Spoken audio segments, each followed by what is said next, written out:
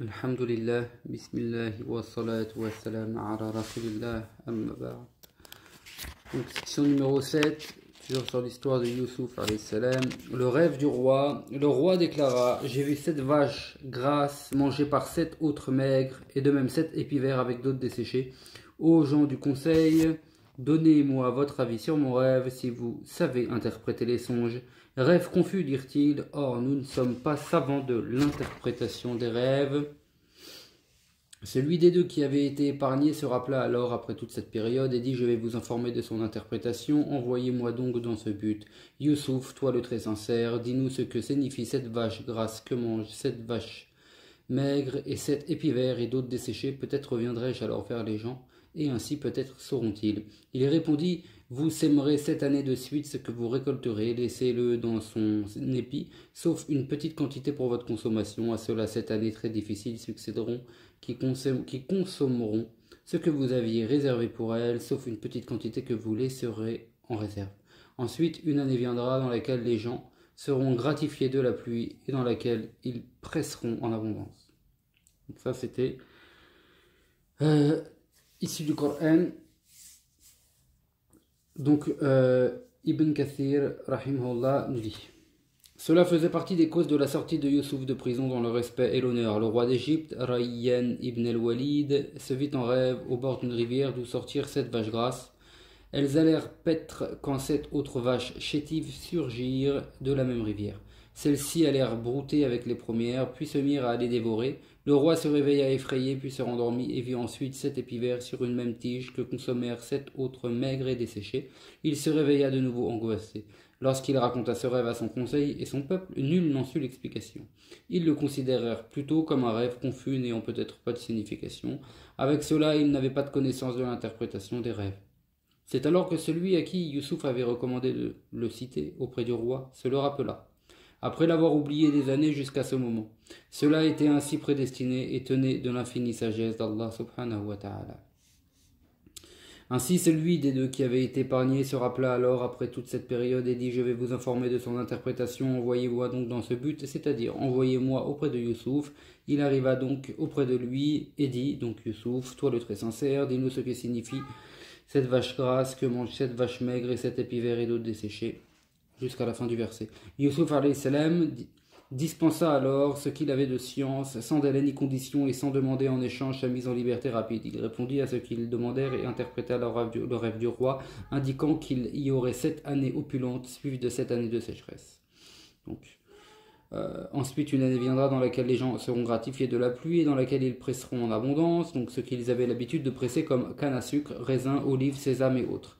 Il leur indiqua comment ils devaient agir dans les deux situations, celle d'abondance et de sécheresse, comment ils devaient laisser les grains en réserve dans leur épi pendant les 7 années d'abondance, mis à part ceux destinés à leur alimentation quotidienne. Pour les 7 autres années de disette, ils devaient limiter les semailles car leur absence de rendement serait le plus probable. Tout cela dénotait la perfection de sa connaissance et de son jugement. Donc, la suite du verset coranique, le roi dit: faites-le venir près de moi. Lorsque le messager vint le trouver, donc qui, Youssouf, lui dit: retourne chez ton maître et demande-lui ce qu'il en fut réellement des femmes qui se tailladèrent les mains. Mon maître est au courant de leur ruse. Que s'est-il passé, leur demanda-t-il, alors que vous avez essayé de séduire Youssouf? Allah soit glorifié, nous n'avons connu de lui aucun péché, dirent-elles. La femme du puissant déclara alors: maintenant, la vérité est apparue, c'est moi qui ai essayé de le séduire alors que lui est du nombre des véridiques. Cela pour qu'il sache que je ne l'ai pas trompé en son absence et que Allah ne quitte pas la machination des traîtres. Je n'excuse pas mon âme, l'âme prescrit le péché, excepté ce que mon Seigneur recouvre de sa grâce. Mon Seigneur est pardonneur, miséricordieux. Lorsque le roi comprit bien la perfection de la connaissance de Youssouf et de son jugement, il ordonna de le faire venir en sa présence pour qu'il fasse partie de son propre entourage. Cependant, lorsque vint le messager, il ne voulut pas sortir avant qu'il n'apparaisse à tout le monde qu'il avait été injustement emprisonné et qu'il était innocent de ce qu'on prétendait sur lui. Ainsi, Youssouf lui dit: retourne chez ton maître, c'est-à-dire le roi, et demande-lui ce qu'il en fut réellement des femmes qui se taillaient derrière leurs mains. Mon maître est au courant de leur ruse. Le puissant, mon maître, c'est mon innocence. Demande donc au roi d'interroger les femmes à ce sujet. Comment fut mon refus face à leur séduction? Une fois interrogées, celles-ci reconnurent la vérité et firent l'éloge de Youssouf. Allah soit glorifié, nous n'avons connu de lui aucun péché, dirent-elles. Alors la femme du puissant, c'est-à-dire Zulaykha, déclara: Maintenant la vérité est apparue, c'est moi qui ai essayé de le séduire, alors que lui est du nombre des véridiques. Il est véridique dans ce qu'il affirme, à savoir qu'il est innocent et qu'il n'a pas essayé de me séduire. Son emprisonnement tenait de l'injustice et du mensonge. Cela pour qu'il sache que je ne l'ai pas trompé en mon absence et que Allah ne guide pas la machination des traîtres. On a dit que c'était des paroles dites par Youssouf, signifiant: j'ai demandé la vérité sur cela, afin que le puissant sache que je ne l'ai pas trompé en son absence. On a émis de même que c'était la suite des paroles de Zulaykha. J'ai reconnu cela pour que mon mari sache aussi que je ne l'ai pas trompé et que la tentative de séduction n'a pas été suivie de l'acte de turpitude. Nombreux sont les savants de l'époque récente qui ont appuyé ce dernier avis, alors que Ibn Jarir et Ibn Abi Hatim n'ont relaté que le premier. Plus loin. Je n'excuse pas mon âme, l'âme prescrit le péché, excepté ce que mon Seigneur recouvre de sa grâce, mon Seigneur est pardonneur, miséricordieux. Donc il s'agit du propos de Youssouf ou de Zulaykha. Selon les deux avis précédents, le fait qu'il s'agisse de la fin des propos de Zulaykha est plus évident et concorde mieux. Wallahu a'lam. Section numéro 8, Youssouf devient gouverneur de l'Égypte. Le roi dit: faites-le venir, j'en fais mon adjoint personnel lorsqu'il s'entretient ensuite avec lui. Il dit alors: tu es dès aujourd'hui fermement établi auprès de nous en toute assurance. Affecte-moi comme responsable des magasins du pays. Je suis un bon intendant très avisé. C'est ainsi que nous avons donné à Youssouf l'autorité sur terre. Il se rendait là où il voulait. Nous touchons de notre grâce qui nous voulons et ne faisons pas perdre la rétribution des bienfaisants. Et certes, la récompense de la vie dernière est meilleure pour ceux qui ont cru et ont été pieux. Affecte-moi comme responsable des magasins du pays. Je suis bon intendant très avisé. Il lui demanda l'administration des magasins. Sachant les failles qui s'y trouveraient, après les 7 années d'abondance, il voulait les gérer selon ce que Allah subhanahu wa ta'ala a agréé pour ses créatures, l'attention à leur égard et la douceur. Il lui apprit qu'il était compétent. Il lui apprit qu'il était compétent dans la garde de ce qui lui était confié, digne de confiance, avisé dans le contrôle des situations et la gestion des magasins. Dans ce passage, il y a une référence dans la permission à demander un poste de gouvernant pour qui se sait honnête et compétent. Youssouf, selon les scripturaires, avait alors 30 ans et le roi le maria à une femme très éminente. Il démit Qatfir de ses fonctions qu'il confia à Youssouf d'après Al-Tha'labi. On a dit aussi, lorsque Qatfir mourut, le roi maria la femme de ce dernier, Zulaykha, à Youssouf, et celui-ci la trouva vierge. Son mari, en effet, était impuissant. Elle eut de Youssouf 2 garçons, Ephraïm et Manasseh. Le roi lui confia le gouvernement de l'Égypte, où il établit la justice. Les hommes et les femmes l'aimèrent tous. Youssouf avait 30 ans lorsqu'il fut introduit chez le roi. Ce dernier s'adressa à lui dans 70 langues différentes, et à chaque fois Youssouf répondait dans la langue correspondante. Cela impressionna fort le roi du fait du jeune âge de Youssouf, d'après Al-Tha'labi. C'est ainsi que nous avons donné à Youssouf l'autorité sur terre. Il se rendait là où il voulait. Donc après la prison et l'étroitesse, il avait désormais toute liberté de descendre là où il désirait en Égypte, avec honneur et déférence. Le roi d'Égypte, El-Walid ibn Rayyan, se convertit à l'islam par l'intermédiaire de Youssouf, d'après Ibn Ishaq. Et donc ses frères arrivent en Égypte. Donc là, on a un passage coranique donc, qui reprend cet épisode-là. وَجَاءَ إِخْوَةُ يُوسُفَ فَدَخَلُوا عَلَيْهِ فَعَرَفَهُمْ وَهُمْ لَهُ munkirun. Les frères de Youssouf arrivèrent là où il se trouvait, il les reconnut alors qu'eux ne le reconnurent pas. Lorsqu'il leur fournit leur chargement, il leur dit: amenez-moi votre frère du côté paternel, ne voyez-vous pas que je fais bonne mesure et suis le meilleur des autres? Si vous ne l'amenez pas, il n'y aura pas de transaction avec vous auprès de moi et vous ne m'approcherez pas. Nous essaierons de convaincre son père à son sujet et nous le ferons. Il dit à ses serviteurs: mettez leurs marchandises qu'ils nous ont vendues dans leur chargement, peut-être la reconnaîtront-ils lorsqu'ils retourneront à leur famille, et alors ils reviendront probablement. Ça y est. Donc, le Très-Haut évoque ici l'arrivée des frères de Youssouf, que le salut soit sur lui, en Égypte pour s'approvisionner en nourriture. Cela se produisait durant les années de disette qui s'étaient étendues aussi au pays de la région. Youssouf dirigeait alors l'Égypte. Contrairement à lui, ils ne le reconnurent pas car ils ne pouvaient s'imaginer qu'il eût atteint une telle position. Et lorsqu'il leur fournit leur chargement, il les avait approvisionnés selon le rationnement qu'il avait coutume d'appliquer, à savoir la charge d'un chameau pour une personne. Donc il ordonna ensuite à ses serviteurs de mettre discrètement dans leur chargement la marchandise qu'ils avaient apportée en échange de leur approvisionnement en nourriture. On a dit qu'il voulait ainsi les amener à la restituer une fois qu'il la trouverait chez eux, donc la marchandise. On a relaté aussi sa crainte qu'il n'ait pas de quoi revenir une autre fois en Égypte. On a dit de même qu'il estimait répréhensible de prendre de leur part une contrepartie contre leur approvisionnement. Il y a divers avis sur la nature de leurs marchandises. Pour les scripturaires, il s'agissait de bourses contenant de l'argent, ce qui est plausible. Donc plus loin, on poursuit donc dans le Coran. Et là, on va passer donc tout le passage. On va passer sur tout le passage du Coran pour rentrer dans l'explication directement, puisqu'à chaque fois certains versets sont cités et expliqués par la suite. Donc cela peut faire en sorte qu'on avance un peu plus dans le long récit de cette magnifique histoire, masha'Allah. Le Très-Haut, Allah subhanahu wa ta'ala, évoque leur retour chez leur père et leur dire: la mesure nous a été interdite, donc elle nous sera interdite cette année si tu ne laisses pas notre frère venir avec nous.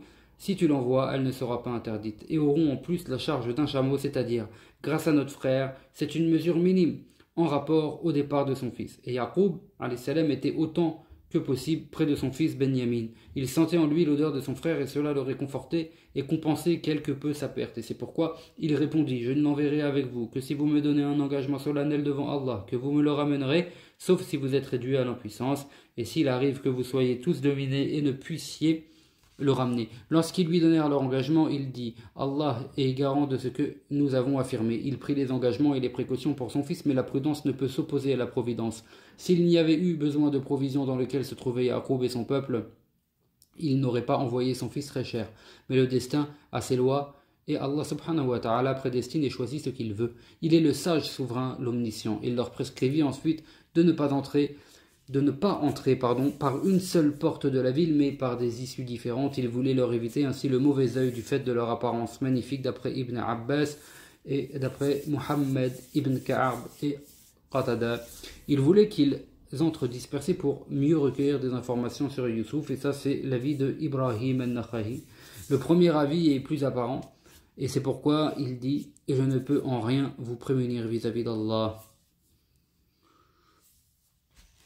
Plus loin, donc on avance dans le Coran, et l'auteur Ibn Kathir rahimahullah nous explicite cela par ces quelques lignes.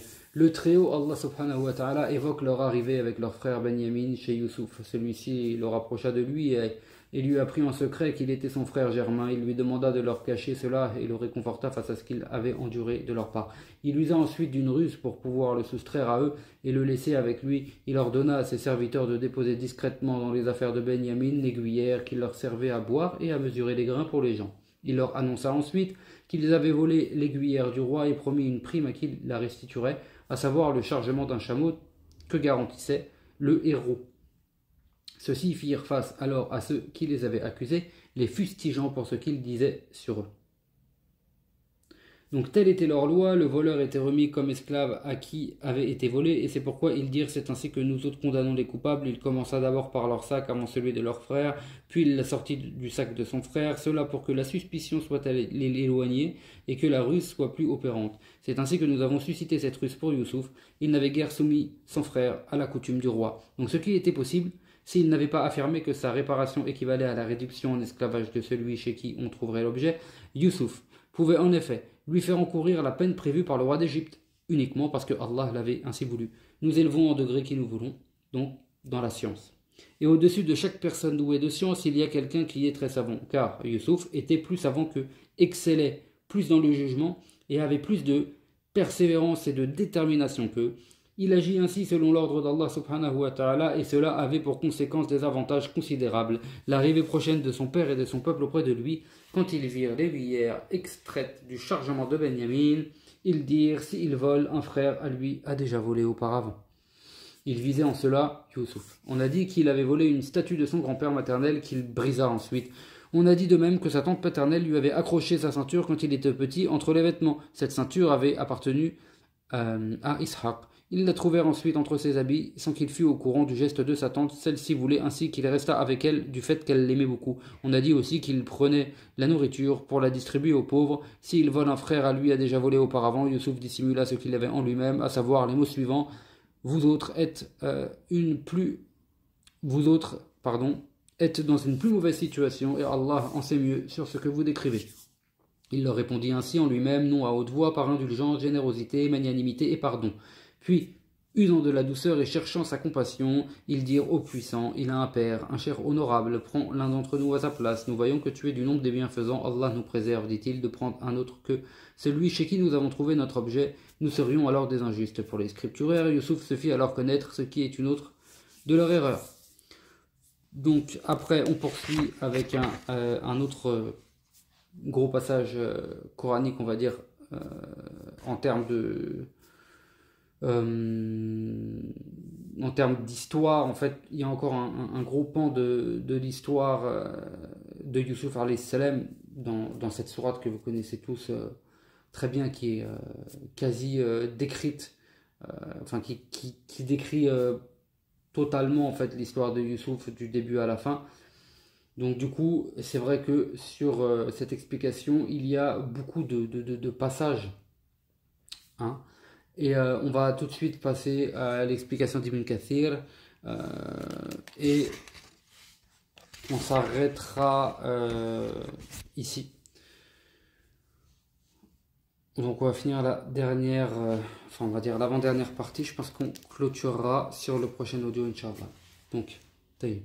Après avoir désespéré de récupérer leur frère auprès de Youssouf, ils se concertèrent ensemble et Roubil, donc Ruben, le plus grand, dit « Ne savez-vous pas que votre père a pris sur vous un engagement vis-à-vis d'Allah, à savoir que vous me le ramènerez sauf si vous êtes réduit à l'impuissance.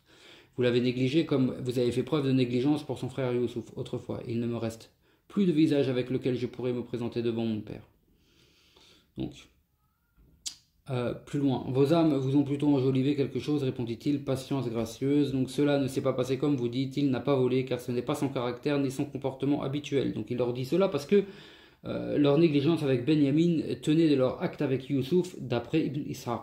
Cela se rapproche de ce que certains ont dit, la rétribution d'une mauvaise action est une mauvaise action qui la suivra. Et il est bien possible que Allah me les amène tous, c'est-à-dire Youssouf, Benyamin et Roubil. Il est l'omniscient, le sage souverain, il sait mon état et possède la sagesse infinie et l'argument décisif. Et ses yeux blanchirent de tristesse du fait de ses pleurs. Par compassion pour lui, ses fils lui dirent alors, par Allah, tu ne cesses de te rappeler Youssouf au point de dépérir ou de succomber. Et là, on a un gros passage encore qui va on va dire du verset 86 au verset 93. Nous expliquons la suite. Le trio nous informe du retour des frères de Youssouf vers ce dernier. Ils lui ont exprimé alors leur nécessité de provision et ils lui ont demandé d'être charitable avec eux en leur rendant leur frère Benyamin. Ils entrèrent auprès de lui et dirent alors, ô puissant, nous avons été affectés, nous et notre famille, par le préjudice, la sécheresse et la nécessité. Or, nous sommes venus avec une marchandise refusée, une marchandise insignifiante, qu'on n'accepte pas, sauf si tu te montres indulgent avec nous. C'était des dirhams frustres, ou bien en petite quantité. On a dit aussi qu'il s'agissait de pignons et de térébintes, selon Ibn Abbas. C'était des sacs et des cordes usées. Comble la mesure pour nous et sois charitable envers nous, Allah récompense les charitables. Donc sois charitable en acceptant cette marchandise de notre part, d'après Souddi, en nous rendant notre frère. S'appuyant sur ce verset, Sufyan ibn Uyayna rahimahullah a précisé que l'aumône a été uniquement interdite pour notre prophète Mohammed sallallahu alayhi wa sallam, propos rapporté par Ibn Jarir. Lorsqu'il vit leur état et ce qui leur restait comme bien dérisoire, il se fit alors connaître avec compassion, il découvrit son noble front, laissant ainsi apparaître sur lui une tache noire qu'il connaissait, puis il s'adressa à eux suite à l'ordre de son Seigneur. « Savez-vous ce que vous avez fait à Youssouf et à son frère lorsque vous étiez ignorants ?» Ils furent alors complètement étonnés. Eux qui l'avaient rencontré à plusieurs reprises sans savoir que c'était lui. « Serais-tu toi-même Youssouf ?» lui demandèrent-ils. « Je suis Youssouf et celui-là est mon frère. » « Oui, Allah nous a favorisés. Car pour celui qui le craint et patiente, Allah subhanahu wa ta'ala ne fait pas dissiper la rétribution de ceux qui font le bien. Vraiment, dirent-ils, Allah t'a préféré à nous, et certes nous étions fautifs. Nul blâme sur vous aujourd'hui, dit-il, et je ne vous blâmerai pas à partir de ce jour pour ce qui s'est passé. En plus de cela, il ajouta aussi, Allah vous pardonne, il est le plus miséricordieux des miséricordieux. Qui prétend qu'il y a une pause dans la lecture a nul blâme sur vous, puis le commencement de la proposition suivante à aujourd'hui, Allah vous pardonne, a émis un avis faible. Ce qui est exact, c'est le premier avis, où l'on a comme lecture, point de blâme sur vous aujourd'hui, dit-il, Allah vous pardonne. Il leur ordonna ensuite de prendre avec sa tunique, c'est-à-dire le vêtement qui affleure la peau, de la poser sur les yeux de son père afin qu'il recouvre la vue avec la permission d'Allah. Cela faisait partie des phénomènes extraordinaires, des signes de la prophétie et des grands miracles. Il leur demanda aussi de venir tous avec leur famille en Égypte, là où ils trouvèrent bienfait et aisance, et là où ils se réunirent après la séparation de la façon la plus parfaite et dans l'état le plus éminent. On va arrêter là. Inch'Allah. Wallahu a'lam. Subhanakallahumma wa bihamdik. Shadu la ilaha illa anta astaghfiruka wa atubu ilayk.